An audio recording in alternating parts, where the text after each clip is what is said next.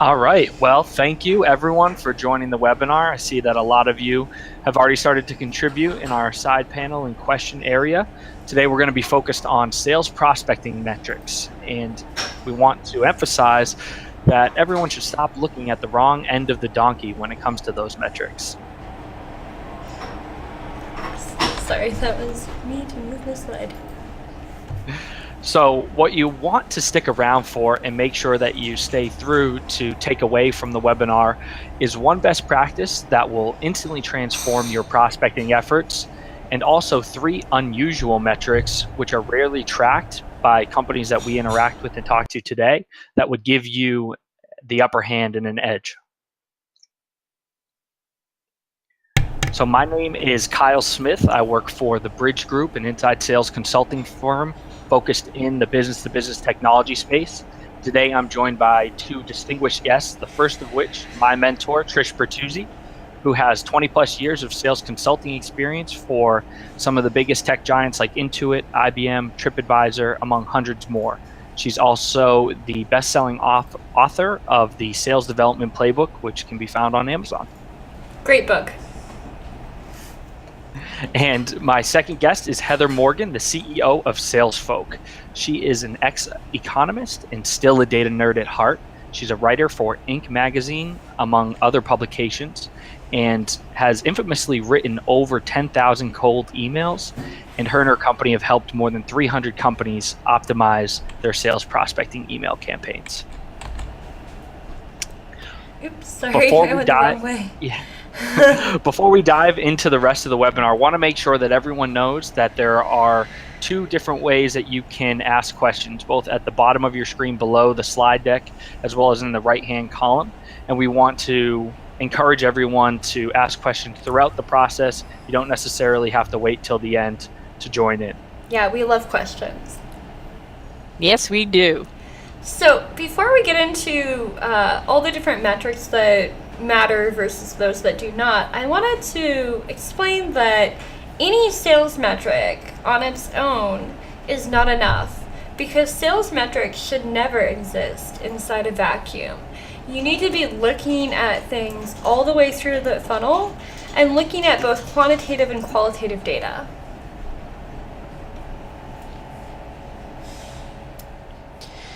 So to get us started, metrics is a very broad term. So we thought we'd do a little bit of definitional work to begin with. So we're going to give you 3 types of different metrics that you as a leader or even as an individual contributor should be totally focused on.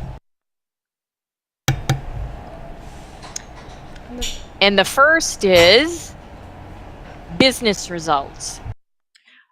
So business results, these are the outcomes that are important to the business as a whole, but are really outside the control of sales management. So for an example, your marketing department is creating a lot of leads, but maybe they don't fit your ideal customer profile. If you're selling to manufacturing and all the leads are coming from healthcare, that's outside of your control, and most assuredly is going to impact those business metrics or bad data.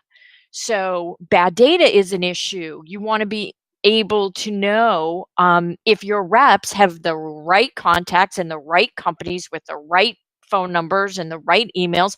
That's going to dramatically increase your ability to achieve your business results and your business metrics. But before we go too far down the path, apparently we're having an audio issue, and I'm not quite sure how we can address it for some of our listeners. Heather, do you have any idea? Yeah, is there an audio issue still? Yes, people keep losing audio. Okay, it might have had something to do with my own mute on my microphone. Okay. And because I was trying to mute myself, that is probably why, and I will make sure to not do that again. I'm sorry. Yes. Should we back up? Yeah, but no problem. Yeah, so, well, why don't we ask Jacqueline, who apparently is my new best friend. Hi, Jacqueline. Where did you drop off, Jacqueline, and do we need to back up? Which we can do. Okay. Okay. Okay. So it was All right, just seems like okay. everyone's Good. back. Okay. All right. So, all right, that was metrics number 1. Those are business metrics. Metrics number 2 Our sales objectives. are, yes, these are areas that can be influenced, and I'm doing air quotes there, by a sales manager, but still outside of their direct control. So, for an example, connect rate. What are the connect rates for your team? Or, and Heather, you're going to talk about email, so response rates or number of quality conversation rates, where the sales manager has influence, but maybe not control.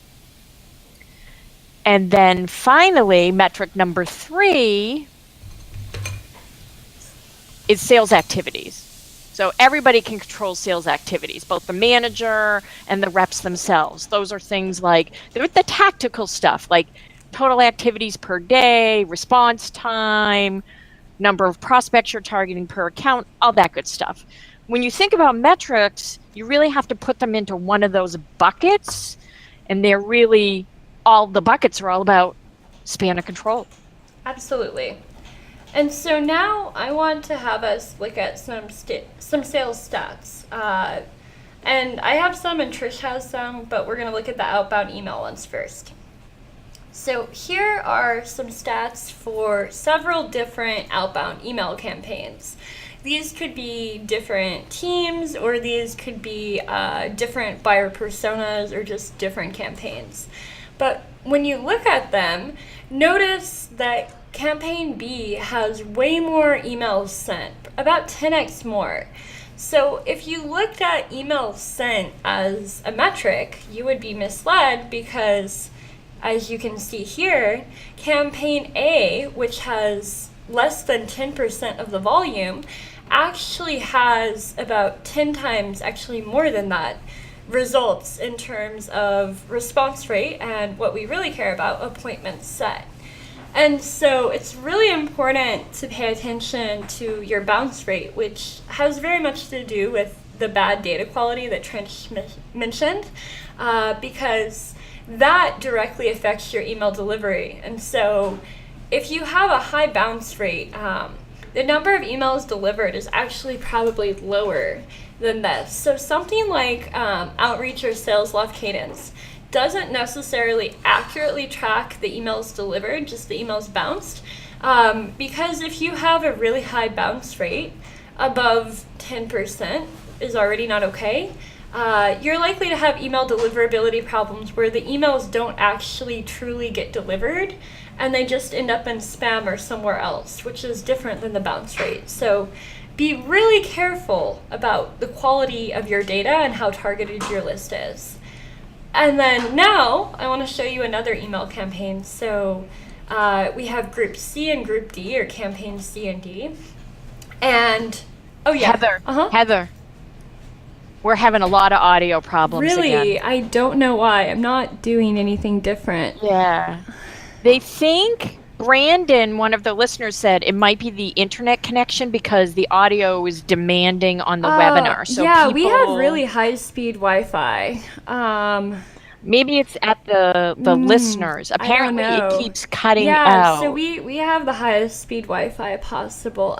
There is a recording of this as well, and there should be no audio problems of that if we have any issues. I'm not sure. This is good to know. Please do let us know, but I think let's keep moving on.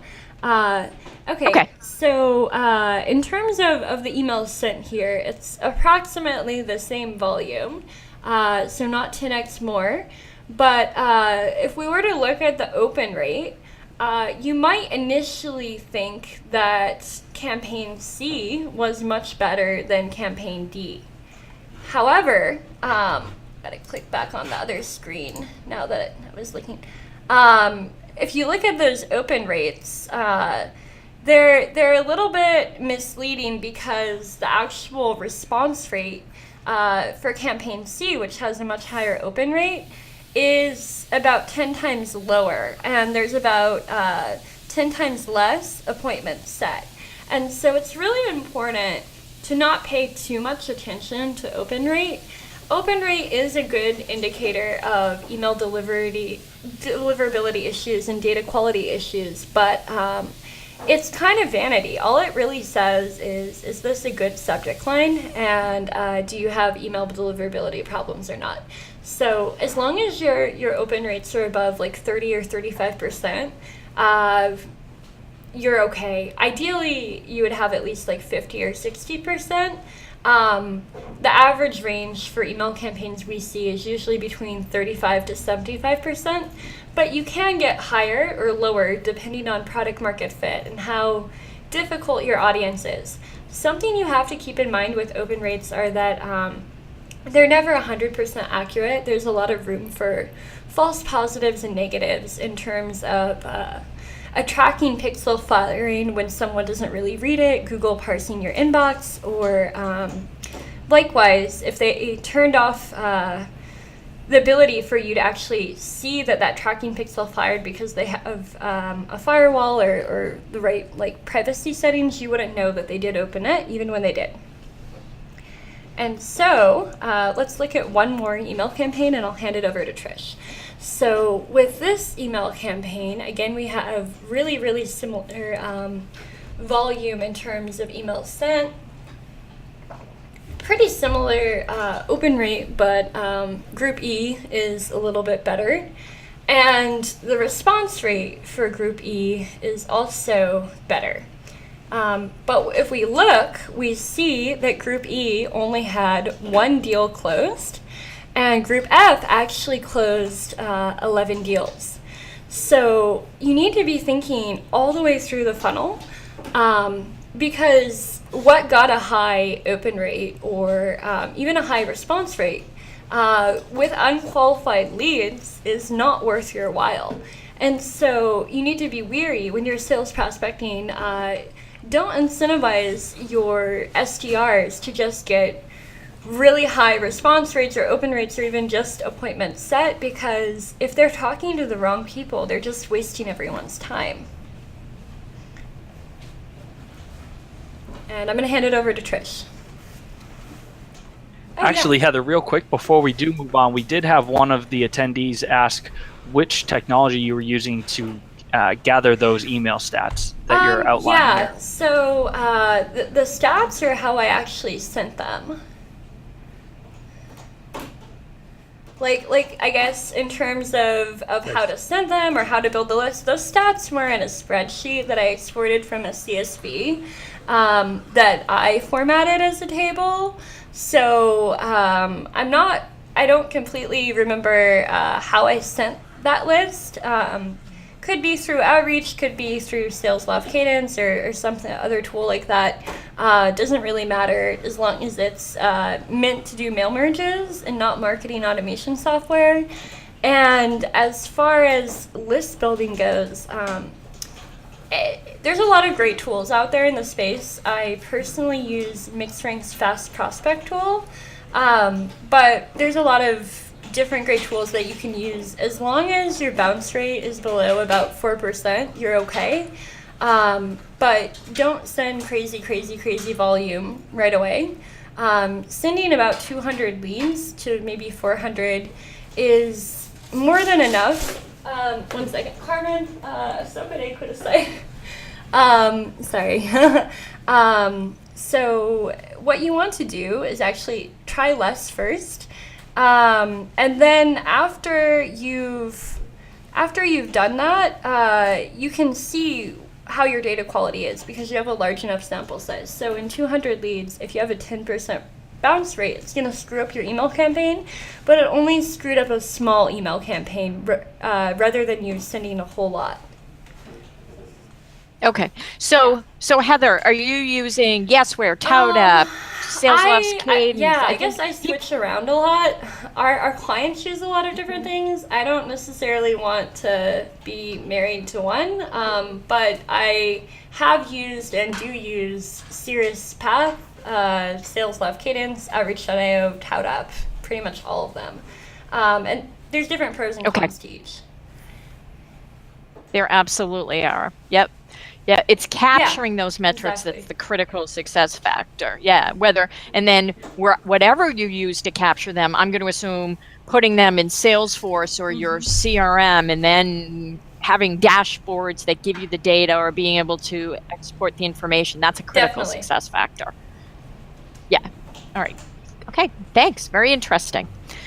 All right. We're going to move on to managing smarter with meaningful metrics. The thing that's interesting about metrics is that a lot of times we capture them because we can, but then don't do anything with that data, right? So some of the technologies we just talked about will do things like tell you about email opens. You get a screen pop or something saying, Paul just opened your email. Well, if you don't do anything with that data, what difference does it make? So I think the same thing holds true when you look at metrics. So, here's an example of some traditional metrics. 3 reps, Paul, Vic, and Rory. And we look at activities. And for the purposes of this conversation, activities will be a combination of voicemail and email. And most people are also starting to track conversations per week. Maybe not defining it as well as they should, but at least starting to track conversations per week. So you'll see each of these people, we're tracking this data, but what do we do with it is the big question. Exactly. So in this example, we take that same data, only we start to look at conversion rates, right? Because this is a great way to coach people. So if you look at, I think it was Paul, Vic, and Rory again, you'll see that Paul and Rory are averaging pretty close quality conversion rates. But Rory is lower, even though the activities are higher. What does that mean? Potentially, it could mean that Rory is using a smile and dial strategy, hasn't got over the quantity versus quality scenario. The interesting thing about when people track metrics, they always seem to track it in the aggregate. And when they become super useful is when you track it at the rep level. Yes, you want to know in aggregate, what does your team have for conversion rates, but getting it down to the individual level is where the coaching comes into play, and that's incredibly important. I can't agree more, and one thing I'd like to add to that is I think it's really important to track at the rep level, but it's really important to track individual templates at the campaign level. So rather than just, sorry, I guess I said that wrong. When looking at an email campaign or outbound success, you should really be looking more granularly at individual templates. Because to just say, this is our open response rate, that is actually not as insightful as looking at all the different templates in the sequence and seeing that template number 3 is actually getting most of the responses.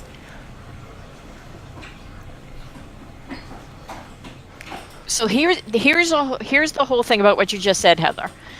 As salespeople, the one thing marketing gets this. Marketing gets A/B testing. Been doing it for years, right? They A/B test everything. As salespeople, we don't. And we really should, because understanding what message resonates with our potential buyers is the key to success. So setting up, even if it's just rough and you do it yourself, A/B testing of voicemails, A/B testing of emails, don't wait for your management team to help you figure out how to do that. Figure it out for yourself, because once you do, you're going to be more successful than anyone else. When we look at all our different sales teams that we work with, and even who have been the top performers, even before we start engaging with them, the top performers and the top salespeople I see have always been the ones that are data-driven. And so whether management is supporting them or not, they're running their own experiments, and that's why they're the top performers, because they're working hard, but they're also working smart.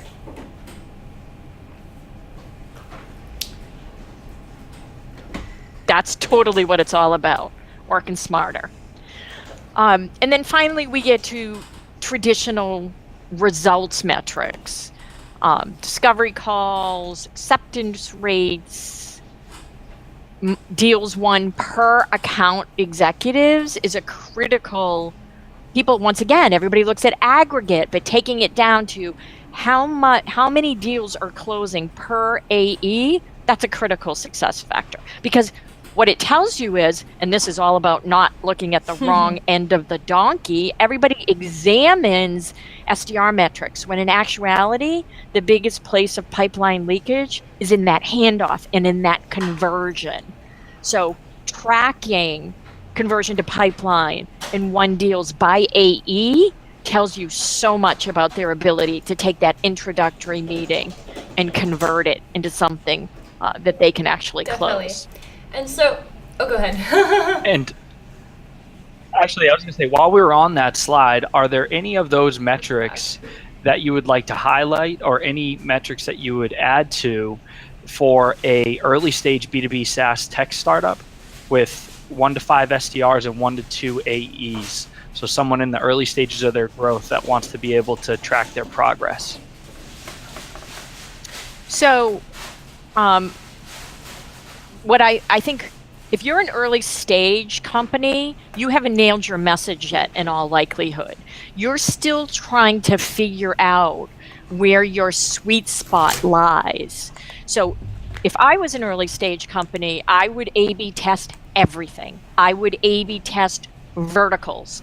I would A/B test top-down versus bottom-up strategies. I would A/B test messages.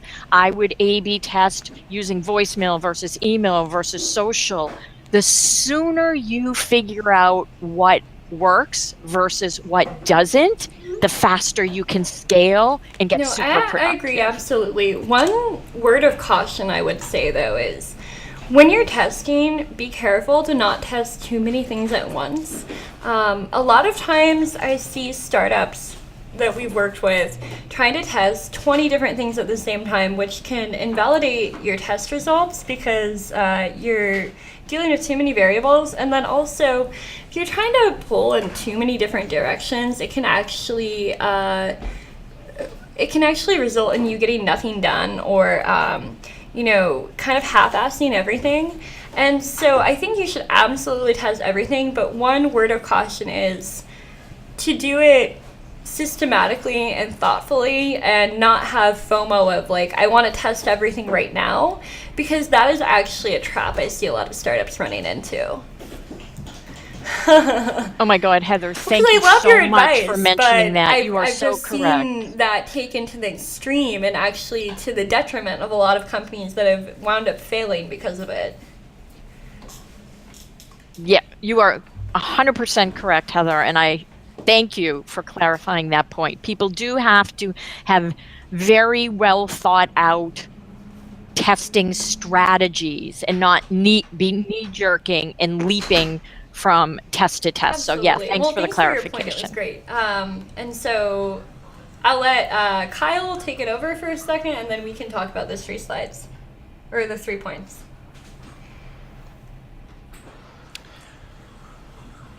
So another one of the key questions that came up within the track from one of our attendees was asking about the actual cadence of outreach.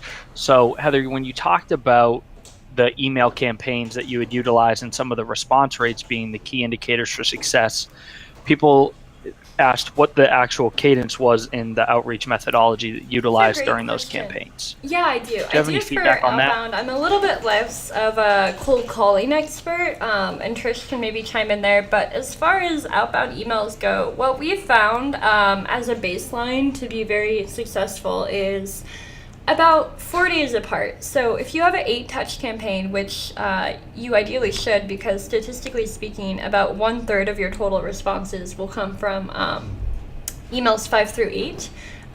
So if you're only sending 4 emails, you're missing out on 1/3 of your leads. If you're sending less, you're missing out on more. That said, you're sending 8 emails, shouldn't be redundant and repetitive. And you would be sending them about 4 days apart. It could be 3 to 7 apart on total. Obviously, if there's a 3-day weekend, you don't want to send on the Friday before the 3-day weekend. Try to avoid Mondays. things like that. But as long as they're about 3 to 7 apart, basically a little more than once a week, but not much more than twice a week, you're okay. And I wouldn't obsess too much at the beginning with sending times. Once you nail your messaging, you can run all kinds of tests to optimize time to send, but that is not nearly as important as getting the right messages to the right people.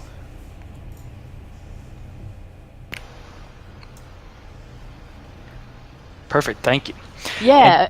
And then, of course, I don't know if anyone knows this, Yeah, but I'm kind of exactly. obsessed with the phone. Right? So, I mean, I think Heather made a great point.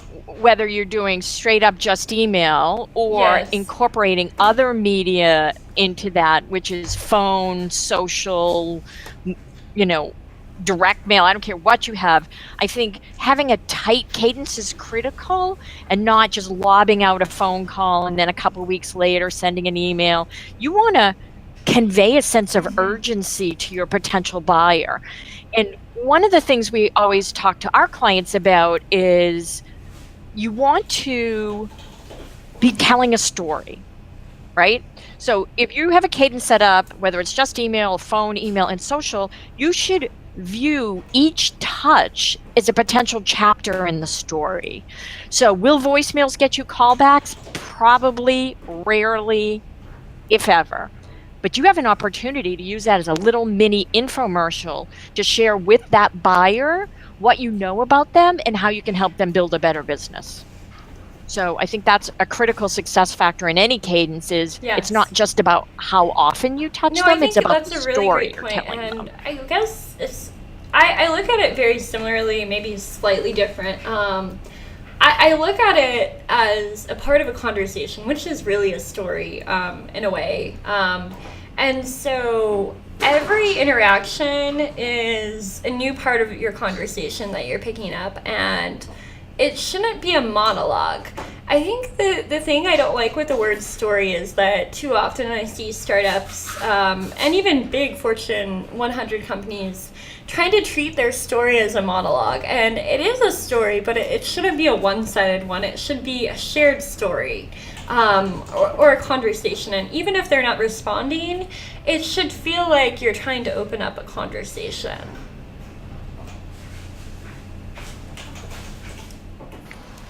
Yeah, absolutely. Absolutely.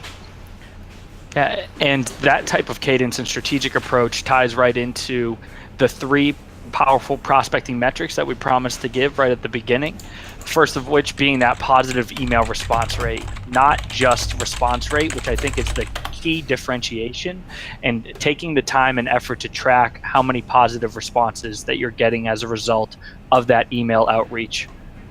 And then the second one being your quality conversation rate, and not just your connect rate, not how many people picked up the phone and you talked to, but how many meaningful interactions did you have within your prospect base with the people who truly matter that map to your ideal customer profile.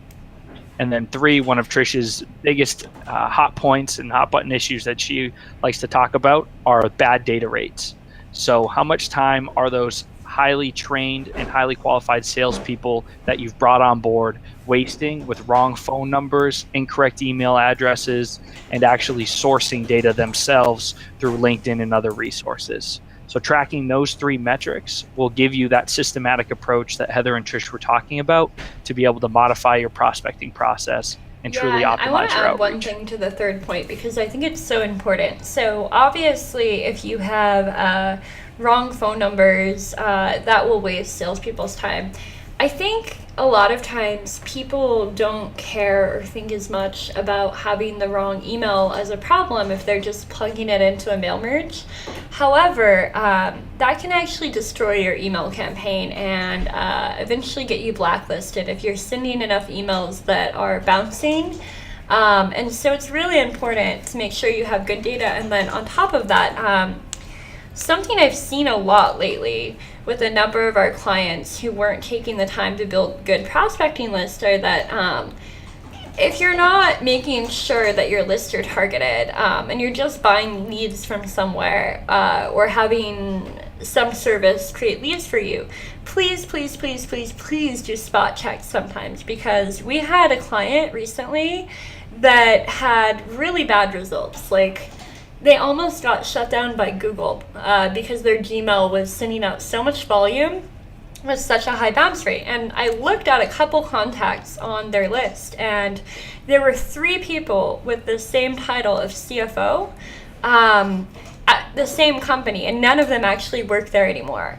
So there was an obvious example of a lack of quality. And so you should do some spot checks to see, are these really the kind of people that you should be reaching out to? And just make sure it really fits into your lead qualification criteria. Anyways, so I'll let Trish take this one. So one best practice that will transform what I think you're doing, and I mentioned it before, but I like to repeat myself apparently, is I think a critical success factor is tracking that conversion rate by AE. Once again, people come to us on a daily basis and they're like, Trish, can you look at our SDR team? We're not getting the results we want. And when we work with the company, it actually is because the conversion rate to pipeline by the AE isn't where it needs to be. Either there are weak links, some AEs are converting, some aren't, or in general, they're just not getting the conversion they want. The problem is not that you have bad salespeople, is that your salespeople, in all likelihood, have not been trained on how to take an introductory meeting and start a conversation. So your SDR team gets you in front of the right guy at the right company and sets an introductory meeting. You hand it over to your AE, and they start qualifying for BANT. They just haven't been trained on how to have a quality conversation that starts to create a vision and begins a conversation. Hence, I think that's a great point. Looking at the wrong end of the One duck. of the things we've seen a lot with some of our clients that have been sort of successful but had problems where we were our email campaigns were setting a lot of appointments for them, but they weren't closing. And they actually accused us of, having not enough disqualifiers in the emails. And so I said, okay, let's look at the data and talk to your salespeople and review some of the conversations to see if that's the case, because we can add disqualifiers to help you have less unqualified leads. And what we found was there wasn't actually a problem with unqualified leads. What was happening was the AE was jumping the gun and driving into a really boring sales pitch and demo without first starting the conversation and building on what the SDR had given them and building rapport and understanding that opportunities needs.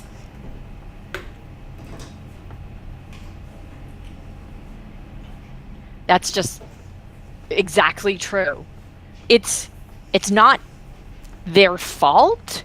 It's just that AEs are used to being handed qualified opportunities, so they forget that to get to qualified, you have to establish value, establish a relationship, and earn the right to ask those questions.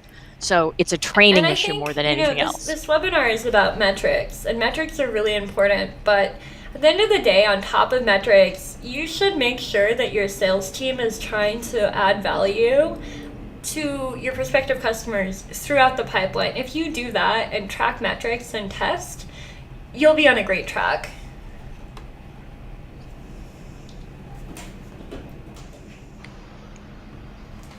Great. So at this point, we want to open up to questions, and we have one right off the bat to start with. And it's a two-part question. So you both talked a lot about A/B testing and how important that is as you evolve your prospecting process. How long do you do the testing for? And then after you've found a best practice as a result of that test, how long do you then utilize that subject line or that cadence or prospecting process Trish, do you want me to before take going this back to first, and then testing you... again.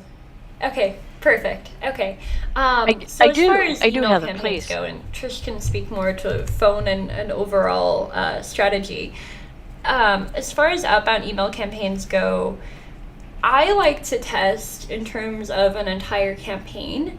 And so the way we do that is we first craft emails relevant to a very specific audience or buyer persona, because we can't be doing a bunch of different things at once. We can have multiple audiences we're creating a campaign for and testing, but you need to at least have your campaign be very targeted at first. And then once you do that, we typically do it as an 8-touch campaign with 2 variants so that we can test 16 different emails. And in this, we're trying to cover as many different value props and pain points that we think would be relevant as possible, to maximize the variance to see what does and doesn't work. And so initially, it's not actually, at least when we do it, it's not really a true A/B test, because a true A/B test would be like one subject line versus another. What it really is more of is a multivariate analysis, where you're creating a whole bunch of different kinds of emails that have different value props and angles, and then you're looking at the campaign as a whole after you have results to see what's working and what's not. And so I like to look at the best and worst emails, so in other words, the local maxima.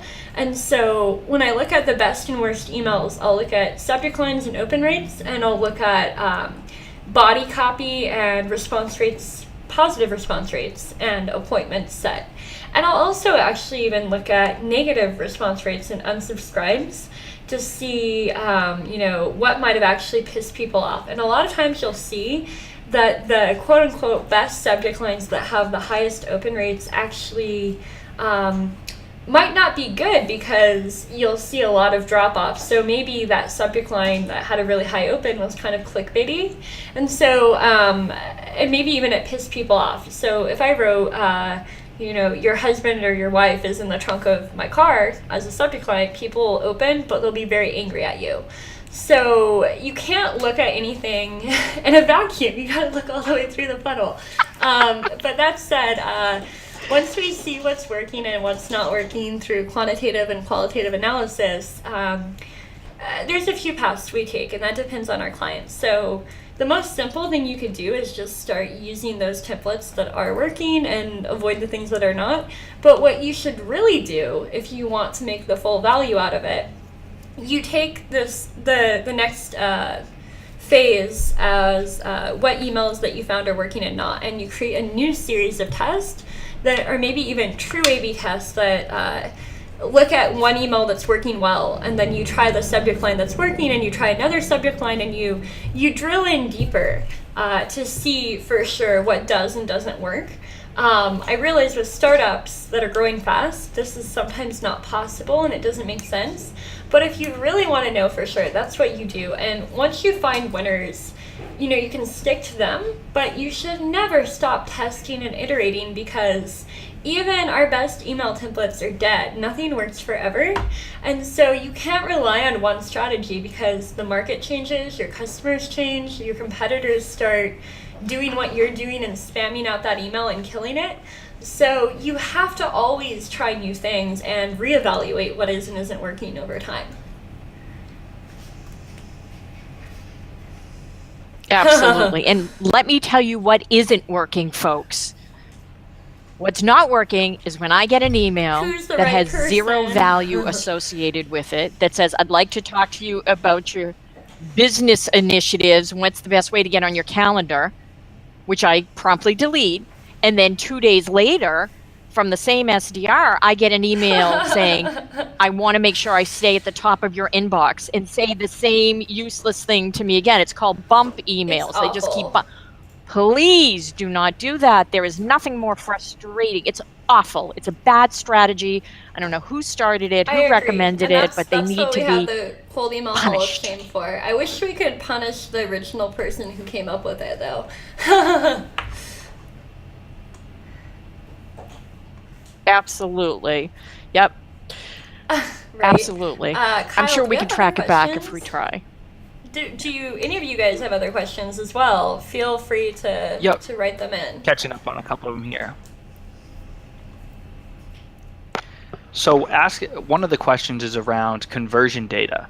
So asking whether or not using Salesforce.com dashboards for conversions, or if there are other tools that integrate in that would provide additional data. I mean, there's a million tools, right? As a matter of fact, we're drowning in a sea of technology. But I'm a big fan of a company called Insight Squared. I don't think there's a piece of data in Salesforce.com that they could not make meaningful for you. So that's just, and it's highly customizable. So I'm a big fan of Insight Squared, and Yeah, I'm sure there's there's so a many million other different, great tools out there. Great tools. I think it's really important that you customize whatever you're using to work for you. And so even early on when I was starting my company, I spent a couple of days just learning everything I could about Salesforce and nerding out over it to customize it to match my sales processes and my workflows. And I really recommend just spending some time with whatever you're using, if it's Salesforce or additional tools that go with Salesforce, to really learn how to use it and to dig deep into those tools rather than just getting a million different ones, because I think that a lot of sales leaders buy tons of tools that they never actually use or their team doesn't adopt. So I think a lot of times less can be more.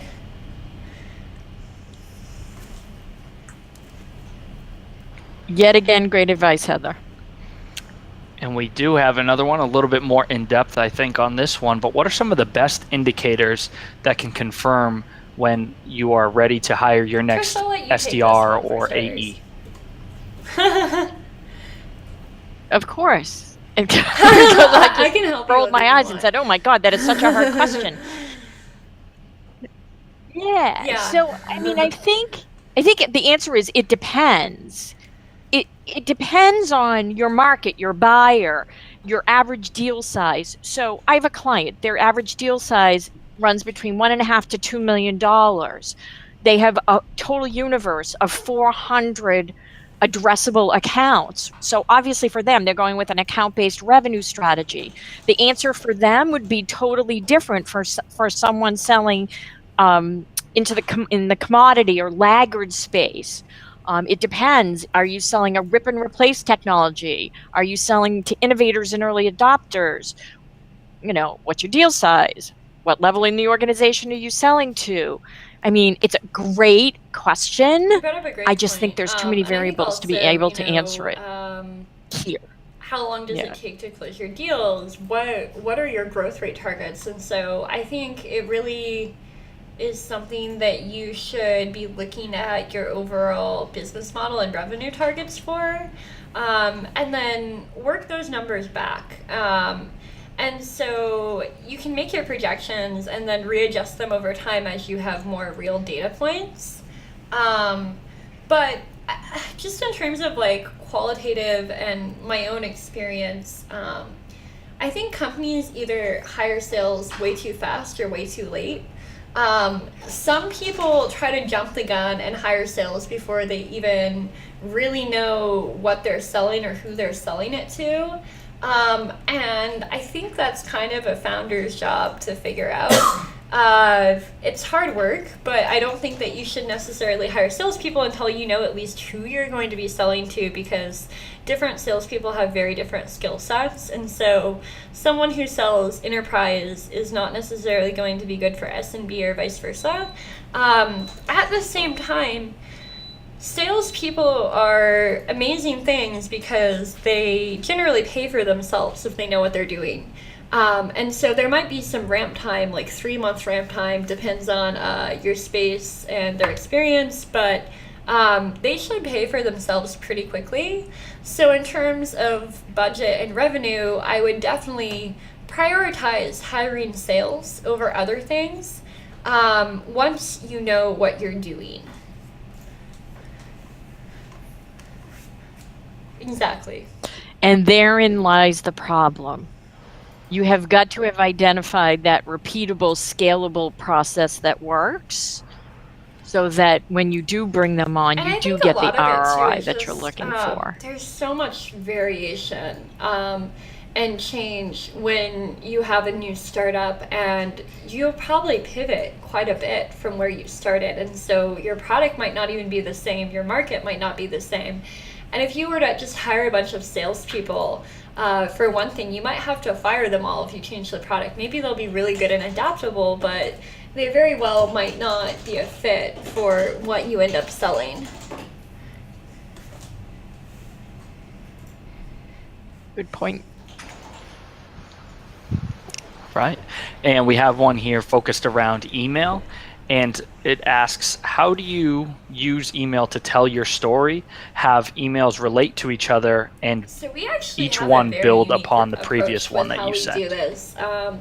And it evolves the more iterations we do on a campaign. And so our initial campaign, I would say the emails don't all necessarily connect or refer to the previous one. And we actually don't do like rebump emails. We do new threads with new subject lines almost all the time, because if you're using the same subject line over and over and over, unless it has a high enough open rate and a certain open to response rate, probably doesn't make sense to keep using that subject line over and over. You'll actually get more opens and total responses if you vary your subject lines, because they'll apply to different kinds of personality and different people with different needs. That said, how do you build on the next one? So I don't think you need to actually refer to the last email that you sent and say something like, hey, I'm following up, or did you see my last email? Unless you have something you are referring to in that previous email. And you might or you might not. The key, I think, is to add new value and to try and cover as many different relevant pain points and benefits as possible. That isn't as much about storytelling, at least initially, as it is testing to see what resonates with your audience, so that you can really see which messages and value propositions do and do not work, so that you can optimize your campaign. After that, you can think about, is there a way to craft a more fluid story across these touch points? But initially, what you really need to think about first and throughout your email campaign is that there are about 3 scenarios in terms of your audience. So the first one is someone opens your email and responds, and that's great. And then the second one is that someone has opened your email and that they have not responded, but they've read it. And maybe it's because they were too busy, or maybe because they weren't interested enough, or whatever, but they've read it and they haven't responded.